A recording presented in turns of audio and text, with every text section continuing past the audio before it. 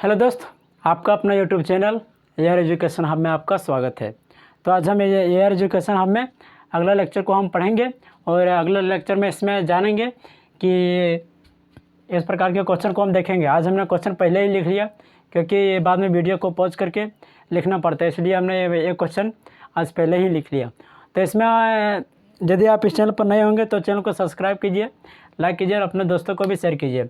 और एक बात और बता देना चाहते हैं कि यहाँ पर जो क्लास चल रहा है वह स्पेशल नीट के लिए ही चल रहा है। और यदि आप जेई मेंस का पढ़ना चाहते हैं क्रैश कोर्स में तो आप हमारे पर्सनल चैनल है वेलकम केमिस्ट्री, वहाँ पर भी जाकर के आप पढ़ सकते हैं। इस प्रकार से यदि आप दोनों के साथ पढ़ेंगे तो क्या हो सकता है, मैनेजमेंट जो होगा और बहुत अच्छी से हो जाएगा। क्योंकि यहाँ पर हम इनऑर्गेनिक में पढ़ा रहे हैं। इनऑर्गेनिक बच्चों का कहना था कि इनऑर्गेनिक पढ़ाइए, इसीलिए हम इनऑर्गेनिक पढ़ा रहे हैं। और वहाँ पर फिजिकल चल रहा है यानी एटॉमिक स्ट्रक्चर चल रहा है, तो वहाँ पर भी क्रैश कोर्स का ही क्वेश्चन चल रहा है। वहाँ स्पेशल जेई मीन्स का क्लास हम ले रहे हैं और नीट का भी वहाँ पर चल रहा है। तो इस प्रकार से आप दोनों के साथ मैनेजमेंट के साथ पढ़ सकते हैं।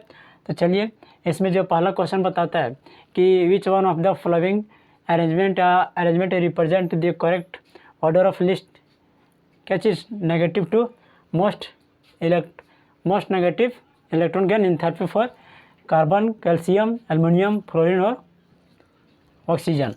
तो यानी कि इसमें क्या बताया कि जो इस ऑर्डर दिया गया, इस क्रम का ऑर्डर यानी कार्बन का दिया है, कैल्शियम का दिया है, एल्युमिनियम का दिया है, फ्लोरीन का दिया है और ऑक्सीजन का जो ऑर्डर दिया है, तो इसमें पूछा है कि जो सबसे कम इलेक्ट्रॉन गेन एंथैल्पी और सबसे ज़्यादा इलेक्ट्रॉन गेन एंथैल्पी किसका होगा, यानी कहाँ से कहाँ तक जाएंगे ऑर्डर। इसमें कौन सा ऑर्डर सही होगा जो कि उसको शो करेगा कि least electron gain enthalpy to most electron gain enthalpy show करेगा।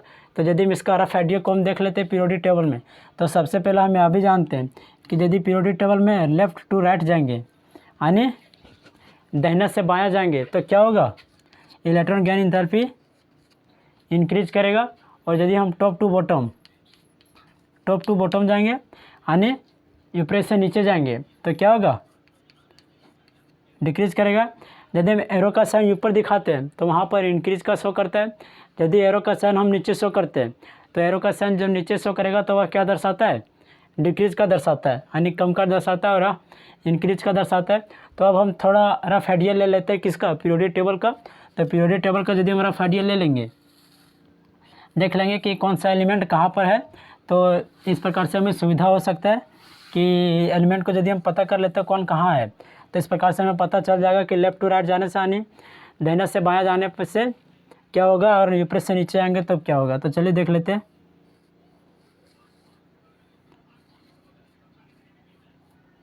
इस प्रकार से हम रफ आइडिया ले लेते हैं यानी पीरियोडिक टेबल का जो स्ट्रक्चर होता है वो कुछ इस प्रकार से होता है। हम यहाँ पर रफ बना रहे हैं, स्पेशल नहीं बना रहे।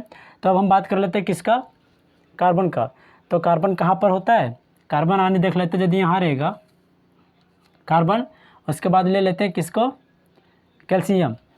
दूसरा नंबर पे कैल्शियम दिया तो कैल्शियम किसके बाद होता है, मैग्नीशियम के बाद होता है यानी कि बेटा मांगे कार स्कूटर बाप राजी, इसका नॉमिनेक्स होता है। इस प्रकार के नॉमिनेक्स के साथ हम आपको इस चैप्टर पढ़ाएंगे, उस समय आपको हम याद करवाएंगे। तो यहाँ पर मैग्नीशियम बेरिलियम होता है, मैग्नीशियम यहाँ पर हो जाएगा कैल्शियम। अब यदि हम एल्युमिनियम का बात करते हैं तो कैल्शियम से पहले एल्युमिनियम होगा यानी इसके जस्ट ऊपर होगा, लेकिन किसके साइड होगा, पी ब्लॉक में होगा। तो यहाँ पर हो जाएगा एल्युमिनियम, यहाँ पर हो जाएगा कार्बन, यहाँ पर बीच में नाइट्रोजन होता है लेकिन उसको हम छोड़ देते हैं। फिर होगा ऑक्सीजन, फिर होगा फ्लोरीन। इस प्रकार से हमने इस टेबल का क्या ले लिया, रफ आइडिया हमने ले लिया। अब जब हम बात करते हैं कि लेफ़्ट टू राइट जाने से इंक्रीज करेगा, तो सबसे पहले बात कर लेते हैं कि टॉप टू बॉटम जाने से क्या होगा, डिक्रीज करेगा यानी हम ऊपर से नीचे जाएंगे तो क्या करेगा, डिक्रीज करेगा। और जब डिक्रीज करेगा तो सबसे नीचे में इस एलिमेंट के साथ पूरा पीरियोडिक टेबल के नीचे में सबसे कौन है, यानी कि यदि हम इस पीरियोडिक टेबल में भी रफ पीरियोडिक टेबल में देखते हैं तो नीचे में कौन है, कैल्शियम है। और क्योंकि यह चैप्टर ही ऐसा है कि कंसेप्चुअल चैप्टर है, क्वेश्चन बताएंगे छोटा सा लेकिन उसका जो कंसेप्चुअल होगा और बहुत ज़्यादा लंबा भाग आता है। आप लोग सोच रहे होंगे कि सर ज़्यादा लेक्चर दे रहे हैं, लेकिन लेक्चर नहीं दे रहे, बस इसको हम समझा ही रहे हैं। क्योंकि यदि इस प्रकार से छोटे छोटे आइडिया को नहीं समझ पाओगे तो बहुत ज़्यादा दिक्कत हो जाएगा। तो चलिए, अब पीरियोडिक टेबल में हम एल्युमिनियम के नीचे कौन सा होता है, कैल्शियम होता है। तो यानी सबसे पहले सबसे कम में क्या हो जाएगा, यानी एक नंबर में इसको ले लेते हैं क्योंकि सबसे कम ये हो जाएगा। क्योंकि टॉप टू बॉटम जाने के बाद डिक्रीज ही करेगा और ज़्यादा जितना नीचे जाएगा उतना घटेगा। कैल्शियम हो जाएगा। इसके जस्ट ऊपर में कौन सा हो जाएगा, इसके पहले कौन सा हो जाएगा, एल्युमिनियम है, तो इस 2 नंबर में हम इसको ले लेते हैं। अब बात कर लेते हैं इधर, अब लेफ़्ट टू राइट जाने से क्या होगा, इंक्रीज करेगा तो आने 3 नंबर में इसका हो जाएगा 4 नंबर में ऑक्सीजन और 5 नंबर में क्या हो जाएगा, फ्लोरीन। अब हम इस प्रकार से अरेंजमेंट को देख सकते हैं कि 1 नंबर में कैल्शियम, 2 नंबर में एल्युमिनियम, 3 नंबर में कार्बन कहाँ पर है, 1 नंबर में कैल्शियम, 2 नंबर में एल्युमिनियम, 3 नंबर में कार्बन, 4 नंबर में ऑक्सीजन और 5 नंबर में फ्लोरीन। समझ गया, क्योंकि क्वेश्चन बहुत आसान है। देखते हैं आप इसको टिक कर देगा, क्योंकि यदि आप इसको डेटा याद रखेंगे, आज यदि डेटा रहेगा कि किधर से किधर जाने पर, ऊपर से नीचे, नीचे से ऊपर जाने पर कौन सा क्या होता है, तो इस डेटा को यदि आप याद रखते हैं तो क्वेश्चन को बनाने में बहुत ज़्यादा आपके लिए सहूलियत होगा।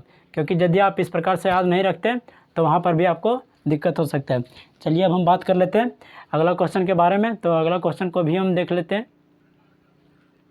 चलो यदि हम अगला क्वेश्चन का बात करते हैं तो अगला क्वेश्चन बनाने के लिए इसको साफ तो करना पड़ेगा।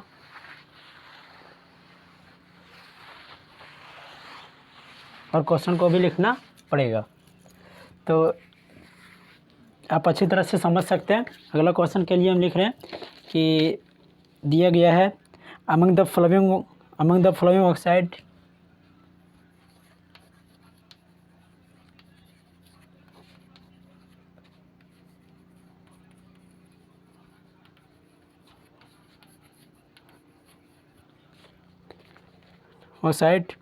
the one which is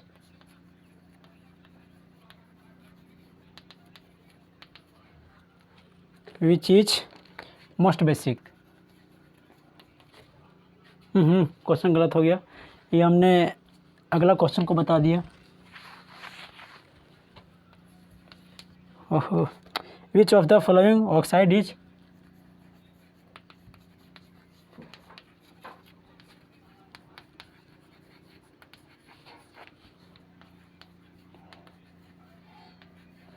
oxides is amphoteric,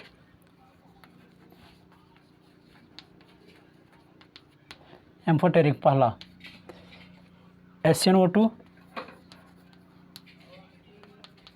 दूसरा CO, तीसरा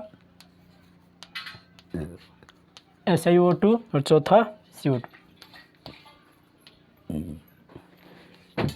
क्या पूछा इसमें कि जो which of the following oxide is amphoteric, इसमें से कौन सा ऑक्साइड जो है, ऑक्साइड सब, ऑक्साइड कहने का मतलब सबके साथ वो है, तो इस प्रकार से ऑक्साइड इसको हम बोल सकते हैं, क्योंकि ऑक्सीजन वो के साथ जब कोई रिएक्ट करेगा तो हम ऑक्साइड के ही रूप में उसको लिखते हैं। अब बात करते हैं एम्फोटेरिक।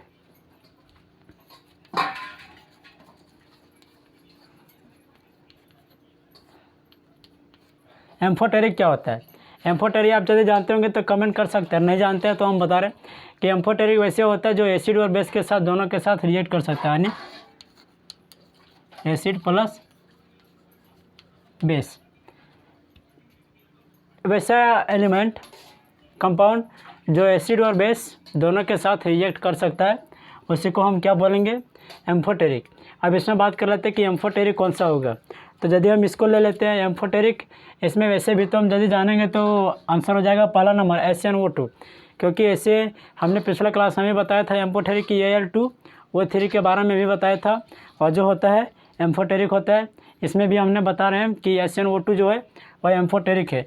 यदि हम इसको एसिड और बेस के साथ कुछ रिएक्शन करा देते हैं, रिएक्शन इसका लिख लेते हैं तो और समझ में आ जाएगा।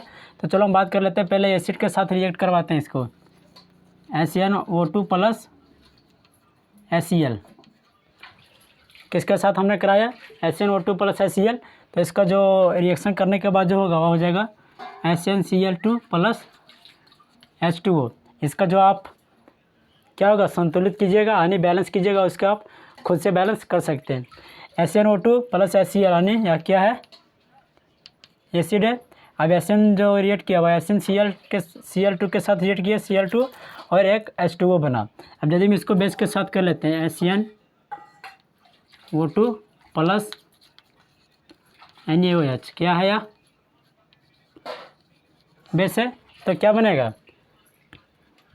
इसमें जो बनेगा और क्या बनेगा Na2SnO3 बनाएगा, Na2SnO3 प्लस H2O बनाएगा, यानी Na2SnO3 प्लस H2O बनाएगा, बेस के साथ किया और एसिड के साथ।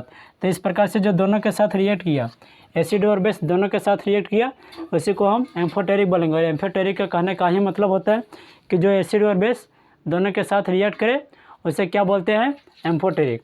अब इस प्रकार से हम इसको भी देख लिए। अब हम अगला क्वेश्चन पर भी डिस्कस कर लेते हैं।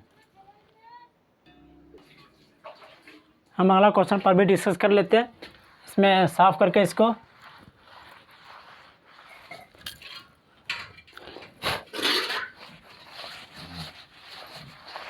तो चलो अब हम अगला क्वेश्चन तुरंत लिखते हैं, तुरंत इसको सॉल्व करते हैं।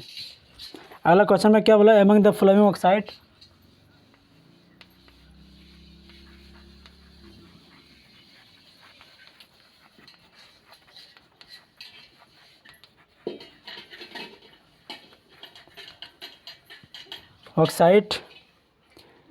which oxide one which is most basic, यानी इसमें से कौन सा एलिमेंट होगा जो वह बेसिक है, यानी ऑक्साइड होगा ZnO, दूसरा MgO, तीसरा Al2O3 और चौथा दिया है N2O5। क्या इसमें पूछा कि इसमें से जो होगा among the following oxide the one which is most basic, यानी इसमें से कौन सा ऑक्साइड होगा जो क्या होगा, यानी बेस होना चाहिए। तो यदि हम चारों के बारे में बारी बारी से जान लेते हैं तो उस हिसाब से हमें पता चल सकता है कि कौन सा होगा बेसिक। तो चलो हम पहले इसको जान लेते हैं कि यदि हम एक नंबर में जानते हैं ZnO, या क्या चीज़ शो करता है, या जो शो करता है वह शो करता है एम्फोटेरिक। या जो नेचर में होता है एम्फोटेरिक होता है। एम्फोटेरिक करने का मतलब होता है कि जो एसिड और बेस के साथ दोनों के साथ रिएक्शन करे उसे हम एम्फोटेरिक के नाम से जानते हैं। इसको जान लिए। इसके पहले भी हमने एम्फोटेरिक के बारे में कुछ बताया। यदि हम दूसरा में जान लेते हैं MgO, उसके बाद में हम तीसरा पहले देख लेते हैं कि Al2O3 या भी जो होता है वह क्या शो करता है। हमने जो एग्जांपल दिया था अभी थोड़ी देर पहले, उसमें भी हमने Al2O3 का जिक्र किया था। अभी क्या है, एम्फोटेरिक। और चौथा नंबर में यदि हम बात कर लेते हैं N2O5, तो N2O5 वह क्या है, मोस्ट एसिडिक है। इसका जो नेचर होता है और बहुत खतरनाक यानी एसिडिक होता है, एसिडिक। अब हम बात कर लेते हैं तीसरा नंबर में कि MgO जो है वह क्या है, बेसिक।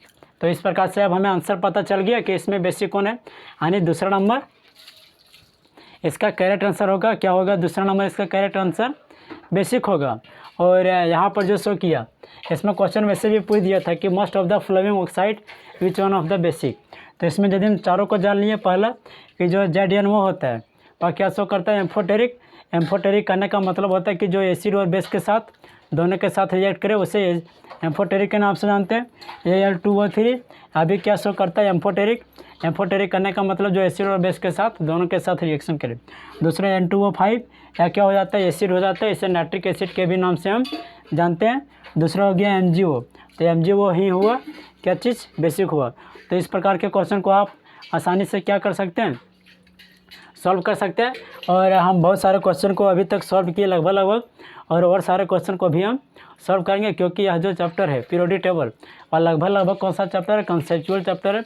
यदि आप इसको आसानी से नहीं समझते हैं, वीडियो को यदि आप आराम से देखते हैं तो पॉज करके भी पढ़ते हैं, देखते हैं, तो आप अच्छी तरह से समझ सकते हो। यदि आप हड़बड़ी में देखेंगे तो यह ऐसा ही चैप्टर ऐसा ही है जो आप इसे हड़बड़ी में समझ नहीं सकते, क्योंकि इसमें हर एक बात जो होता है, हर एक बात जो हम बता रहे हैं हमेशा पॉइंट वाला ही बात रहता है।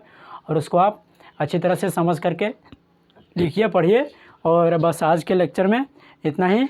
तब तक के लिए आप इस लेक्चर के साथ बने रहें और पढ़े समझें देखें।